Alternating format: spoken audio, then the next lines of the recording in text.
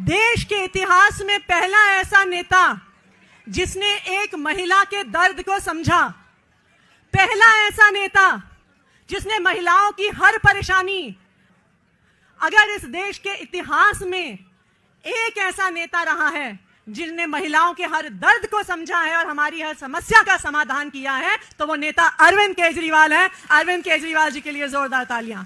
जय श्री राम मेरे सभी सनातनी भाइयों, हम आपके लिए लेकर आए हैं एक नया वीडियो। तो जल्दी से वीडियो को लाइक कर दीजिए। अगर आपने अभी तक हमारे चैनल को सब्सक्राइब नहीं किया है तो तुरंत सब्सक्राइब कर लीजिए। और हाँ, नीचे कमेंट्स बॉक्स में जय श्री राम का नारा लगाकर वीडियो को शेयर कर दीजिए, क्योंकि हम वीडियो की शुरुआत जय श्री राम के नारे से ही करते हैं। जय जय श्री राम। भारत में हर 9वें मिनट में एक पुरुष अपनी पत्नी और ससुराल पक्ष द्वारा झूठे केस किए जाने के कारण आत्महत्या करता है। वर्ष में 64,000। मेरा सुझाव है कि ऐसे मामलों में पुरुषों के लिए कुछ सेफगार्ड बनाए जाए। महिला पक्ष की गवाही को अंतिम आधार ना माना जाए। जब तक पूरा निर्णय ना हो जाए, पुरुष पक्ष से मेंटेनेंस आदि ना दिया जाए। यदि देना ही है तो उस नगर के जीवन स्तर के हिसाब से न्यूनतम पैसा मिले। मेंटेनेंस और एलिमनी में बराबरी और तार्किकता हो। पत्नी यदि कमाने योग्य है तो उसे कोई मेंटेनेंस ना दिया जाए। यदि बच्चा है तो स्थानीय जीवन स्तर के आधार पर मेंटेनेंस दिया जाए, ना कि पिता की कमाई के हिसाब से। मेंटेनेंस या एलिमनी के लिए एक समय सीमा हो। यह नहीं कि विवाह के 3 महीने बाद तलाक लेकर आधी प्रॉपर्टी या पैसा लूट लिया जाए। विवाह में बीते समय के अनुसार यदि साथ रह रहे हो तो प्रति वर्ष 5 वर्ष के चरण में संपत्ति का हिस्सा आनुपातिक रूप से आधा तक पहुंचे। यानी 25 वर्ष के बाद तलाक लेने पर आधा हिस्सा, 20 वर्ष पर 40%, 10 वर्ष पर 20 और 5 वर्ष पर 10% आदि। लुटेरन पत्नियों से पतियों की नौकरी को बचाने के लिए कोर्ट अपनी सुनवाई की समय सीमा तय करे। वीडियो कॉन्फ्रेंसिंग पर सुनवाई की संभावना रहे। पुरुषों पर होने वाले मानसिक प्रभाव को भी उतनी ही प्रधानता मिले जितनी महिलाओं को मिलती है। पति की नौकरी जाने की स्थिति में मेंटेनेंस केवल उसकी अचल संपत्ति के आधार पर हो, न कि इस बात पर कि वो आगे भी कमा सकता है। विवाह में पढ़ी लिखी पत्नी की यदि नौकरी नहीं है तो वह गृह कार्यों के माध्यम से घर में योगदान देती है। जब वह घर का हिस्सा ही नहीं है तो पत्नी का योगदान शून्य हो जाने के कारण उसे पति की कमाई से मेंटेनेंस पाने का कोई अधिकार नहीं, यदि वो स्वयं कमाने योग्य हो तो। और अंत में भारत में विवाह पूर्व कानूनी एग्रीमेंट को मान्यता दी जाए। अपने हिंदू धर्म में तो कहते हैं ना, यत्र नार्यस्तु पूज्यन्ते तत्र रमन्ते देवता। यत्र नार्यस्तु पूज्यन्ते तत्र रमन्ते देवता। पढ़ा लिखा आदमी हूँ, इंजीनियर हूँ, IRS हूँ, इसीलिए ये लोग चिढ़ते हैं मेरे से। राजनीति में जो है वो जनता ही राजा होती है। मैं तो आपका प्रतिनिधि हूँ। हमारा जो संविधान है उसमें यही लिखा हो, जो प्रस्तावना है, जो पहला पेज है उसमें यही लिखा हो, we the people of India solemnly resolve, हम भारत के लोग। तो ये जो आप बैठे हैं, इस देश के असली राजा आप हैं। इस देश के असली राजा आप हैं। रुको जरा, सब्र करो। कि शुरुआत में केजरीवाल कहते थे कि ना घर लूंगा, ना बंगला लूंगा, ना गाड़ी लूंगा, लेकिन अब देखिए आवाज कितना आलिशान बना लिया गया है। इस पर क्या कहेंगे? तो राजा को मैडम महल में ही रहना पड़ता है। तो राजा को मैडम महल में ही रहना पड़ता है।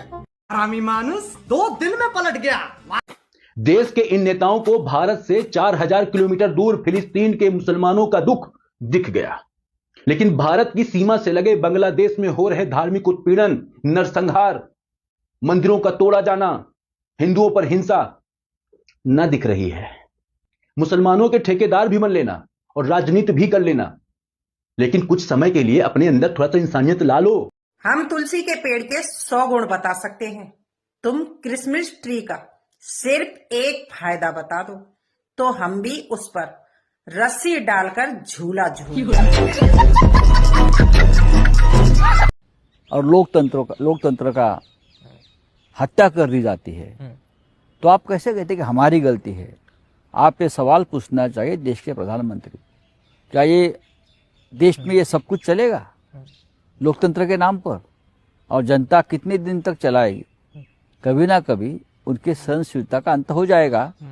और जिस तरह से कल सीरिया से वहाँ के प्रेसिडेंट, क्या उनका नाम, बदर, देश छोड़ के भाग गया ना, भगाया लोगों ने, छोड़ के चल। कभी ना कभी इस देश में भी एक क्रांति हो सकती है। अरे हिंदुओं, अरे आगे की बर्बादी देखो, कैद में अब आजादी देखो, देखो बिखर रहे हो कैसे, घुटती है आबादी देखो। और ना धर्म बचेगा मानो यह ना संस्कृतियों की शान बचेगी। ना धर्म बचेगा मानो यह ना संस्कृतियों की शान बचेगी। नहीं बचेगा वेद तुम्हारा, ना ही अब पहचान बचेगी। अरे एक एक करके देखो कैसे तिलक ललाट से दूर हो रहा। एक एक करके देखो कैसे तिलक ललाट से दूर हो रहा। व्यंग शिखा पर होता है हिंदू कितना मजबूर हो रहा। अरे अधरों पर चुप्पी साधे हैं, अब भी सुनेगा कि अधरों पर चुप्पी साधे हैं, जाने कैसी लाचारी है। अधरों पर चुप्पी साधे हैं, जाने कैसी लाचारी है मौन सुन रहे सब कुछ तो ये कायरता तुम्हारी है। और है समय अभी भी शेष बचा, है समय अभी भी शेष बचा, आंखों से पर्दा दूर करो। है समय अभी भी शेष बचा, आंखों से पर्दा दूर करो। मिल जाओ आओ साथ सभी, सबके मंसूबे चकनाचूर करो, सबके मंसूबे चकनाचूर करो। क्योंकि आप देख रहे हैं हमारे जो प्रदर्शन हो रहे हैं 10:30 से 11 बजे तक होते हैं। अच्छा, जैसे ही हाउस शुरू होता है हम अंदर चले जाते हैं। ठीक है, काम करने के लिए। ठीक है, समझ गया। काम हो ही नहीं रहा है, जैसे ही हम बैठते हैं ये लोग कुछ शुरू कर लेते हैं ताकि अर्जन हो जाए। और इनकी ये स्ट्रैटेजी है, मुझे लगता है ये बहस नहीं करना चाहते हैं। के माध्यम से आप कृपया सदन की कार्रवाई चलने दें। आप सदन नहीं चलने देना चाहते। कब डिसीजन आप नहीं सुनना चाहते हैं, पूरा देश सुनना चाहता है कि अगर एक रेलवे अमेंडमेंट बिल लेकर के आए हैं तो आप नहीं सुनना चाहते। तो सभा की कार्रवाई शुक्रवार दिनांक 6 दिसंबर 2024 को प्रातः 11 बजे तक के लिए स्थगित की जाती है।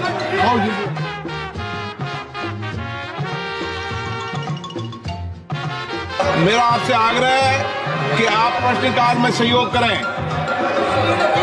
आप प्रश्नकाल नहीं चलाना चाहते, सदन नहीं चलाना चाहते, सदन की कार्रवाई आज 12 बजे तक के लिए स्थगित की जाती है। Rahul sir, Why do you think your speech was expunged? Why was my words expunged? Do you object? Do you protest to that? No, I'm asking why were they expunged? देखिए, स्पीकर से मेरी मीटिंग हुई और मैंने उनको कहा कि देखिए ये जो हमारी पार्टी कह रही है कि कमेंट्स थोड़ा ये जो कमेंट्स हैं, डेरोगेटरी कमेंट्स हैं मेरे बारे में, इनको एक्सपंज किया जाए। तो मैं बिल्कुल बोलूंगी, मैं क्यों नहीं बोलूंगी। मैंने बोलना शुरू किया, बीच में बोलने लगते। अरे तर्क है तो तर्क लेके आओ ना डिबेट में। 4 साल का बच्चा भी बताएगा हिंदुस्तान के डिबेट में अगर कोई वेल प्रिपेयर होकर जाता है वो मैं हूं। आप लोग की तरह गाली गलौज करके व्हाट्सएप के खर्रे पढ़ के नहीं जाते। क्या अभी भी सोनिया जी उसमें को प्रेसिडेंट है? क्या सोरोस फाउंडेशन से वो फंडेड है? मुझे नहीं पता फंडेड है कि नहीं है, लेकिन जब मैं गूगल कर रही थी सुप्रिया जी प्लीज आप इस शो के एंड तक अगर पता कर लेंगे कि वो को प्रेसिडेंट अभी है या नहीं है तो बड़ी रोशनी पड़ जाएगी पूरे मुद्दे पर। 4 साल का बच्चा भी बताएगा हिंदुस्तान के डिबेट में अगर कोई वेल प्रिपेयर होकर जाता है वो मैं हूं। मुझे नहीं पता फंडेड है कि नहीं है, लेकिन जब मैं गूगल कर रही थी। खत्म, bye bye, tata, goodbye, thank you. अब ढेरों लोग, पूरी दिल्ली में ढेरों लोग प्राइवेट स्कूलों से पिछले कुछ सालों में 4 लाख बच्चों ने अपने प्राइवेट स्कूल से नाम कटा के सरकारी स्कूल में भर्ती करा दी है। हमारे बच्चे पढ़ेंगे तभी तो हम चांद पे पहुंचेंगे। अनपढ़ रह गए हमारे बच्चे तो चांद पे कैसे पहुंचेंगे। मैं 4th में पढ़ता था, लेकिन पढ़ते पढ़ते मैं 6 में आ गया। ट्यूशन पढ़ते हो? ट्यूशन पढ़ता हूँ। प्राइवेट स्कूल में जाते हो? नहीं, सरकारी में जाते हो? सरकारी में जाता था लेकिन अब निकल गया है। अब केवल सिर्फ ट्यूशन पढ़ते हैं? सरकारी स्कूल में इसलिए निकल गया कि वहाँ पढ़ाया नहीं जाता? नहीं जाते है? क्या बोलते थे मास्टर पढ़ाते थे? पढ़ाते नहीं थे, यानी कि जो भी था फोन में बिजी रहता था। और यानी कि जो भी सर होते थे ना वो उधर नहीं, यानी कि सब कट्टे बैठते थे, यानी कि उनकी जो होती है ना वो ऑफिस में एक साथ कुर्सी पे बैठे रहते थे। साथ ही बैठे रहते थे। बच्चे खेलते रहते होंगे? हाँ, बच्चे सब बाहर शरारती वगैरह करते थे। एक ही बच्चा पढ़ता नहीं था। एक भी बच्चा नहीं पढ़ता था। तुगलकाबाद में ही आप पढ़ते थे यही है? जॉर्ज सोरोस का एक पालतू व्यक्ति संसद में केवल जलील होने के लिए जाता है। उस दुर्बुद्धि की मूर्खता का एक और नमूना प्रस्तुत है आपके समक्ष। I am elaborating that the OBCs, who number a huge percentage, have 3% of the 90 secretaries of this country. and control and define 5% of India's budget. This is an insult and a shame to the OBC community. ये OBC community का अपमान है. A few moments later. 1992 में supreme court ने कहा कि आप services में ओबीसी को रिजर्वेशन दीजिए, और 1995-96 में एससी, एसटी और ओबीसी कैटेगरी सर्विसेज में जुड़ी और ऑल इंडिया सर्विसेज में जुड़ी. अब आप बताइए कि आज सेक्रेटरी के एम्पैनलमेंट का जो कट ऑफ ईयर है वो है 1992. जो सेक्रेटरीज हैं वो 1992 बैच के नीचे के लोग हैं, पहले के लोग हैं. अब मैं आपसे पूछता हूं कि 2004 से 2014 तक कितने सेक्रेटरी ओबीसी थे और कहां थे वो ओबीसी के सेक्रेटरी, किस क्राइटेरिया में थे? जरा हमको इसका ज्ञान वर्धन. देखिए, मैं बार बार बोलता हूं, लीडर को लीडर बनना पड़ेगा, ट्यूटर से नहीं चलता था. ये ट्यूटर्ड स्टेटमेंट से नहीं चलता है काम, और वो भी ट्यूटर अगर कोई लीडर हो तो भी समझ में आता है. ये एनजीओ को लेकर के आ जाते हो जिनको आता ना पता ना सता, कोई चीज जानकारी नहीं, वो आपको समझाते हैं और आप बोल करके सुनते हो. I was shocked and shattered and shocked. अरे भाई, शौक तो लगना ही था, जब पढ़ना ही नहीं पूरा तो शौक ही लगेगा, और क्या हो? अब जब मालिक ऐसा है तो चमचों की परिस्थिति के क्या ही कहने. चला है सदन. हमें पूरी उम्मीद है सदन चलेगा. सोरोस के और अडानी के मुद्दे पर एक विवाद खड़ा हो गया हुआ है, जिसके कारण कई तरह की बातें, और ना हम सोरोस के मुद्दे के साथ है, ना हम अडानी जी के मुद्दे के साथ है. तो मैं समझती सदन को चलना चाहिए. बहुत धन्यवाद. अभी जो हमारे लीडर ऑफ अपोजिशन ने कहा, हम लोग उससे सहमत हैं कि जो व्यवहार हमारे 2021 में म्यांमार में सबसे पहले तख्तापलट हुआ था. उसके बाद 2021 में ही अफगानिस्तान में तालिबान शासन आया. 2022 में श्रीलंका की जनता सड़कों पर आ गई और अपने प्रधानमंत्री को वहां से भगा दिया, तख्तापलट हो गया. 2022 में ही इमरान खान को हटा करके वहां भी सरकार का परिवर्तन हो गया. 2023 में भारत के मणिपुर को जलाना स्टार्ट किया और 2024 में बांग्लादेश में तख्तापलट हो गया. यानी कि लगातार ये कोशिशें चल रही हैं कि भारत के आसपास के देशों में अपने टाइप की सरकार बिठाई जाए या वहां पर पूरी तरह से तख्तापलट कर दिया जाए. जब भी तख्तापलट करना होता है तो कैसे भी करके जनता को सड़कों पर उतारना होता है, और जनता को सड़कों पर उतारने के लिए उसको कोई ना कोई नैरेटिव देना होता है, कोई ना कोई ऐसी वजह देनी होती है जिससे जनता भड़के और सड़कों पर आ जाए. इसलिए समय समय पर भारत में कभी किसान आंदोलन करा दो, कभी लद्दाख में प्रोटेस्ट करा दो, कभी मणिपुर को जला दो, कभी एक के बाद एक रेल हादसे करा दो, कभी एक के बाद एक पेपर आउट करा दो. कब तक आप चीजों को संभालोगे? कभी ना कभी कुछ ना कुछ तो ऐसा होगा कि लोगों में गुस्सा आ जाएगा और एकदम से सड़कों पर आ जाएंगे. बस उसी पॉइंट पर ऐसा कुछ काम कर दो कि सरकार बदल जाए. ये चाल है उस बड़े देश की जो दुनिया का इस समय सुपर पावर बना हुआ है, और सुपर पावर ऐसे ही बना जाता है. फिलहाल में हुआ सीरिया में तख्तापलट इसका बहुत बड़ा उदाहरण है, और बाइडेन साहब का 1 महीना बचा हुआ है. इस 1 महीने में वो जितना कर सकते हैं उतना करने का प्रयास कर रहे हैं. फलस्वरूप भारत में भी जो फार्मर प्रोटेस्ट हो रहा है, किसान आंदोलन हो रहा है, उसमें किसानों की जो मांगे हैं वो बिल्कुल भी प्रैक्टिकल नहीं है, और सरकार उस पर भी बात करने को तैयार है. लेकिन कोई बात करे तब ना.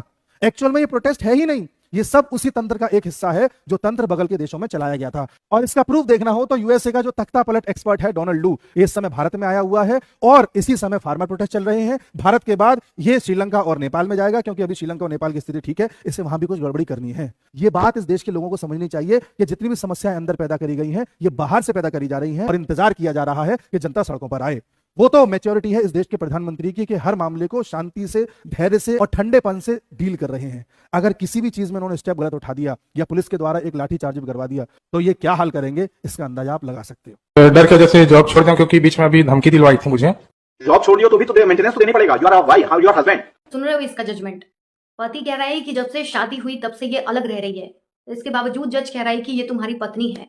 जब पति कह रहा है कि मैंने इन्हीं सब कारणों से, इन सब की धमकी के चलते जॉब छोड़ दी, तो जज कह रहा है कि तो क्या हुआ, जॉब नहीं करोगे तो भी पैसे देने पड़ेंगे. वाह, क्लैपिंग तो बनती है इस जज साहब के लिए. भाई तुम जज बने क्यों हो जब तुम्हें किसी की मजबूरी नहीं सुननी, किसी की समस्या का हल नहीं करना, बल्कि जबरदस्ती अपना हुक्म ही झाड़ना है.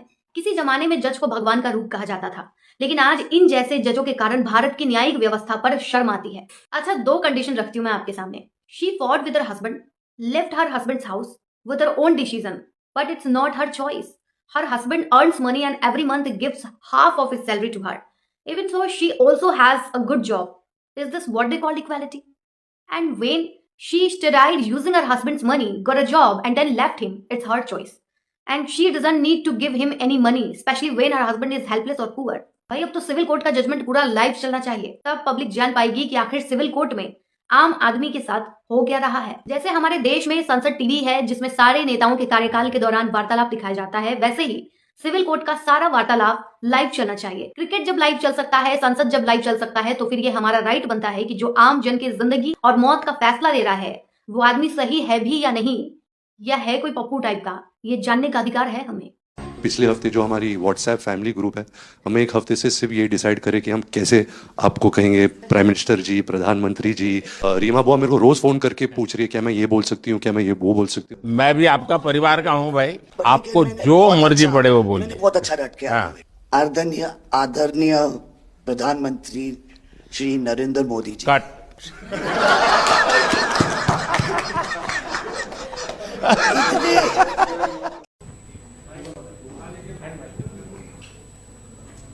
बहुत धन्यवाद।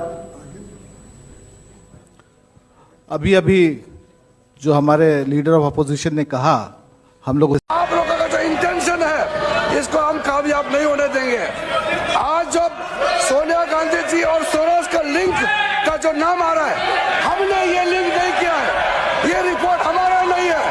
अंतरराष्ट्रीय जगत में, पूरा दुनिया में ये रिपोर्ट पढ़ रहा है। कांग्रेस का नेतृत्व और सोरोस का OCCRP का जो लिंक है, ये देश के सामने में शर्म आना चाहिए आप लोगों को।